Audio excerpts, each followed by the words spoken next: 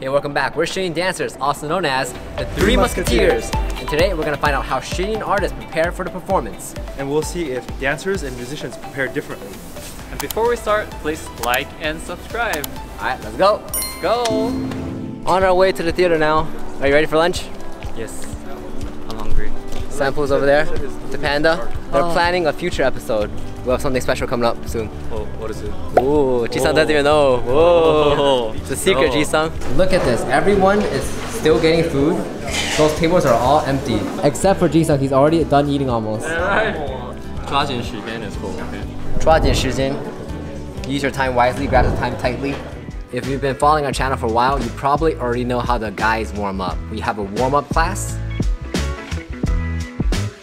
We do blocking on stage, and we set all our spacing. We then do a tech rehearsal on stage with the orchestra because we have live music. Then right before the performance, everyone is warming up fully because we have a lot of technical movements and difficult tumbling techniques that we have to do during the performance. Let's see what the girls do and also what the musicians do today. Now I'm curious if the guys and girls have different portion sizes for how much we eat. Mimi, I have a question. So yes. Do the female dancers have different portion sizes from the guys in general?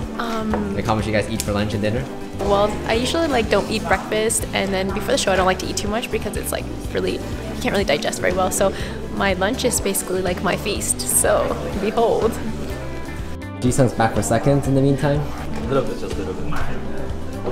Don't compare me to the girls, man. I'm a big man that eats a lot. Alright, let's see. Yep, half veggies, half noodles. What a lot of dancers like to do is we like to eat more for lunch, and then for dinner we eat a little bit less because that's right before the performance. So you don't want to eat too much before going on, you're going to feel uncomfortable, alright? One thing that a few dancers do is they like to take a nap, and we just finished lunch, and there's a guy taking a nap right there that you guys are all familiar with. Hi Nika. Hi. She's our concert master, and I'm sure you warm up differently from dancers, like you don't flip and stretch, right? No. Okay, so can you tell us what you do to warm up for the show? After I finish tuning, I just do a couple long bows. So basically you just draw the bow from the bottom to the top. And sometimes I'll do a really, really slow one. And other times I'll just do like a normal speed.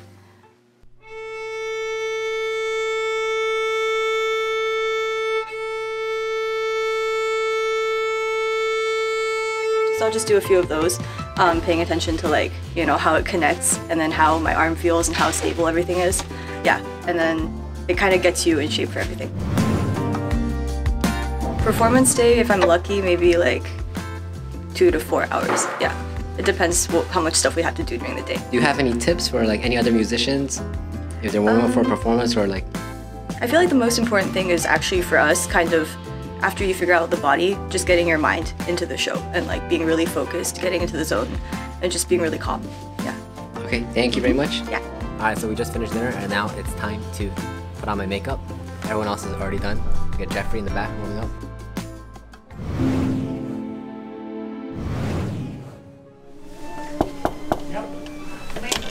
Hello Milan. Hello. So he's our conductor for our orchestra, and I was really curious how conductors prepare for the performance because I have no idea. That's an excellent question, William. The act of conducting looks like a very visual one, very physical. In actuality, the biggest part of the preparation is many days before the moment of performance, when the conductor for the first time take a look at the music score. Let's assume the music score is something like a map that you have to follow in order to transmit the composer's idea through the orchestra to the audience. This is just the first part of the process. After studying every single note, every single dynamic expression, every moment of orchestration, the conductor is, especially the conductor with certain experience, is trying to visualize the sound. It's like reading an email from a very familiar person. Just reading the text, you already imagine the sound of his or her voice. Visualizing the sound of the real symphony orchestra, just looking at the score, is one of the great abilities of the conductor. After that, the second part of the process is actually going to rehearsal with the orchestra. The orchestra conductor doesn't have an instrument at home. The actual instrument for a conductor, this is a live orchestra, and the conductor should go absolutely prepared for the first rehearsal with very clear idea about how to develop the map or the score, how to rehearse different sections to improve the quality of the orchestra, and how to present the best possible way the composer's idea. Only after that becomes the third stage of conducting. This is the visual process. How the conductor uses his gesture to communicate with the orchestra member, to create the impressive response from the orchestra, which will affect in a positive way the reaction of the audience. And how the conductor uses his gesture, which is absolute language of communication between a conductor and the orchestra musicians, to inspire the orchestra. This is the main conductor's role, not just tacting the beats, but discovery a true content of the music.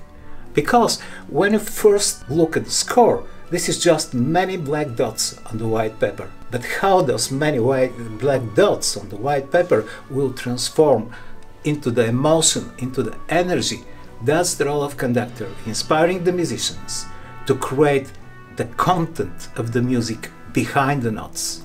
More than inspiring the musicians, it's also the soul of the dance that we do on stage. So of course, you give us all of that passion and all of that feeling when we're on stage as well. So thank you very much, and our performance starts in about 2 hours, so I'll leave you to get ready. Okay, Thank sounds you. great. Thank you, William. Exclusive look, side stage. Steve, what's your job? Lighting engineer, is that what it's called? Lighting dude? Lighting dude. Lighting design. The lights. What's your job? How do you prepare for the performance? I have to check every light is okay. Check all the lights. Thank you very much for lighting us up on stage.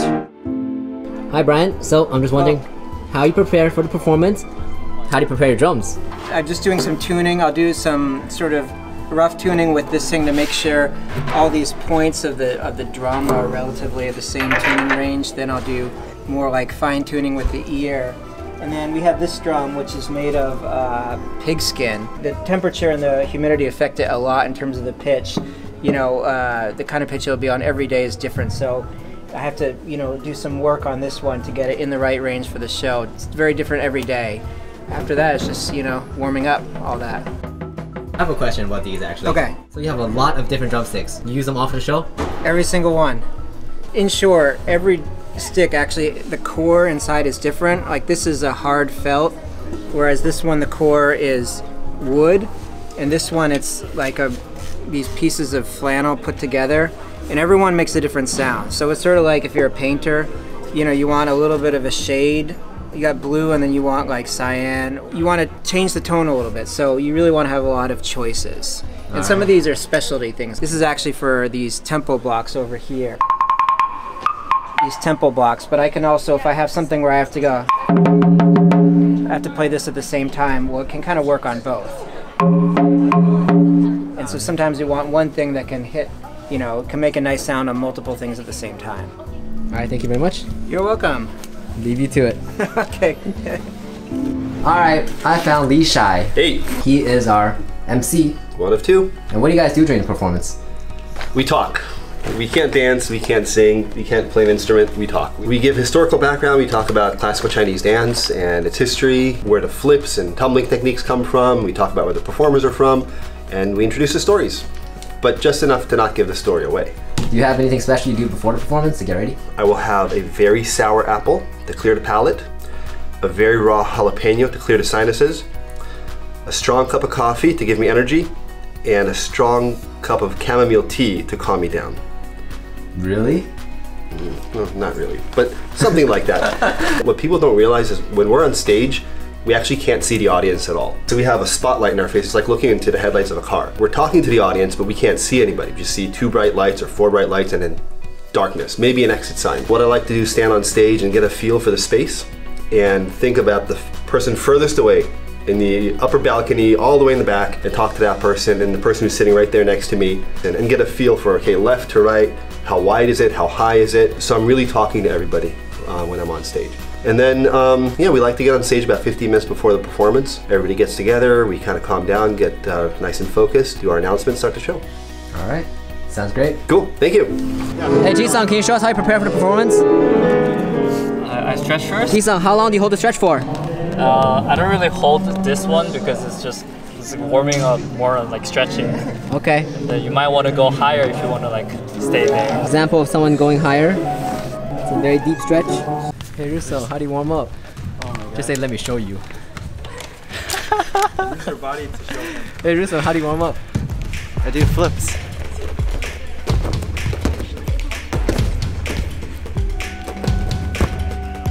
Hello Cece. Hi. So, I'm wondering how you warm up for the performance. Like the guys are doing tumbling and flips and whatnot, jumps. Do you do that as well?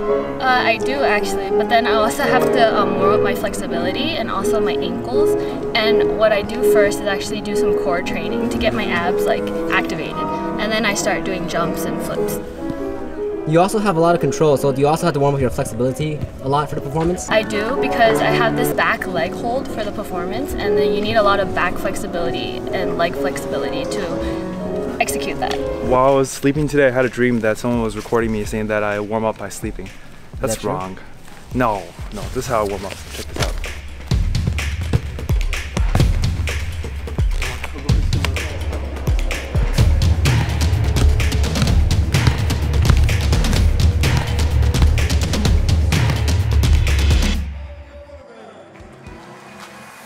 Alright, we just finished the performance and I have one more tip for how I prepare for the performance I'm going to share with you when we get back to the hotel. You might have noticed that these two guys weren't in the video that much, and that's because my last tip for preparing for the performance, you really have to focus on what you're doing at hand. And that means no smartphones, no distractions, don't even read the news on a performance day basically. You really want to just zone in on what you're doing, and I think a lot of performers do that. And I know a lot of people who on performance days, they don't use their phone at all. They don't even use their computer or check their emails. And they wait until like after they finish that city when they have a day off before they even check their email. These two guys, we've been really, really busy, and even producing videos on tour is also, it actually kind of distracts you a little bit from, you know, your performance, don't you guys think? Definitely for me it does. Yeah, so today, you know, I wanted you guys to just focus on the performance, and I kind of just took over for the video, so what do you guys think? I like it when you take over. Can you take over more often? Yeah. Well, we'll see. We need to balance it out, okay? We need Ji-san to take over soon too. Ji-san, next time. Ji-san. You don't want me to take over though. No, you're very good. The quality gotta be up. People love your vlogs, your snack vlogs. Yeah, you're right. No one gonna watch it. Okay, so that is the final tip, and Don't forget to like and subscribe, and we'll see you guys next time! bye-bye!